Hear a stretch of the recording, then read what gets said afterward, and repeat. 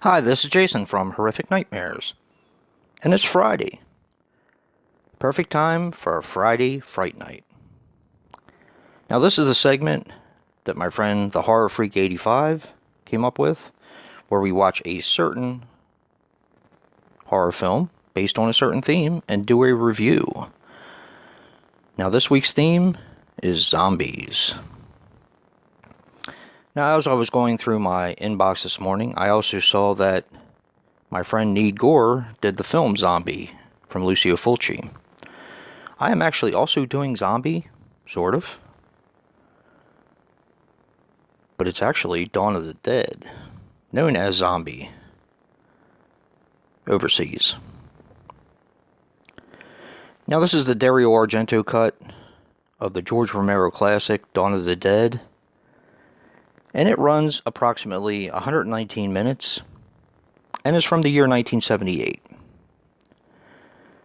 Now, in 1979, Dario Argento recut the film for European audiences, but I'll get to that in a little bit.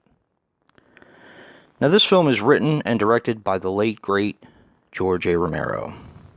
Rest in peace. Now, unfortunately, he passed away on July 16th, 2017, at the age of 77. Very sad day for us horror fans, and particularly for me. I did something really, really stupid. He was at Monster Mania about 4 years ago, and he was signing autographs, and I really wanted to go see him and get his autograph. And they had DVDs and Blu-rays that you could purchase there. I didn't really need any of them, so I didn't do it. And I figured, there'll be another time. Maybe I'll take one of my own things for him to sign, or so on and so forth. So I put it off, and regretfully, never got another chance. But that's on me. Now, he, of course, was responsible for a slew of movies, most of which I absolutely love. He was responsible for Bruiser, which I am actually quite a big fan of. I think that's a very underrated movie from him. The Dark Half, which, interesting story about that one. Scared my daughter half to death when she was younger.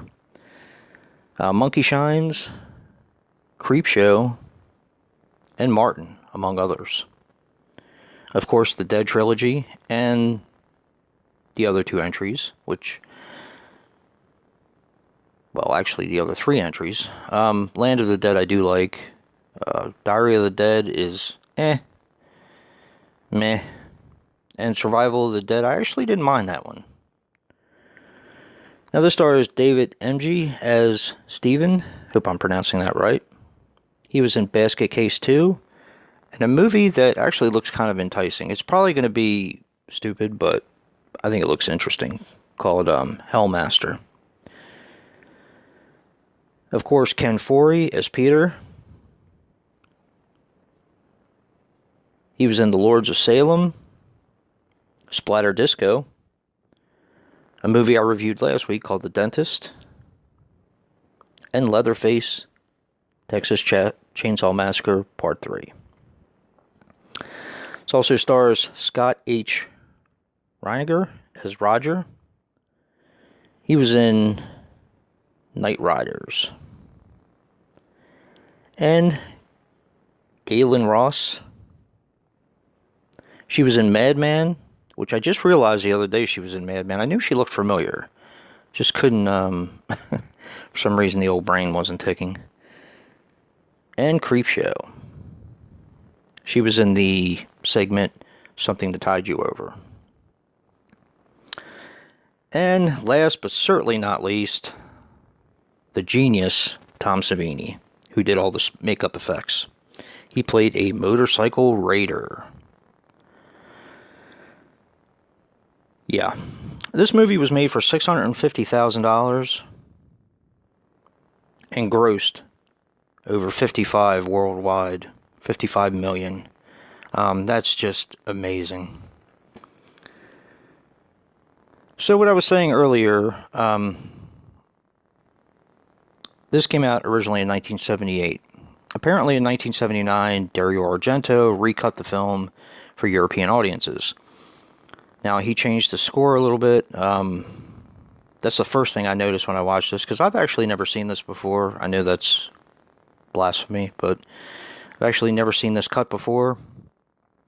And the soundtrack was almost completely different. There were some parts that were from the actual movie, but of course Goblin did the soundtrack.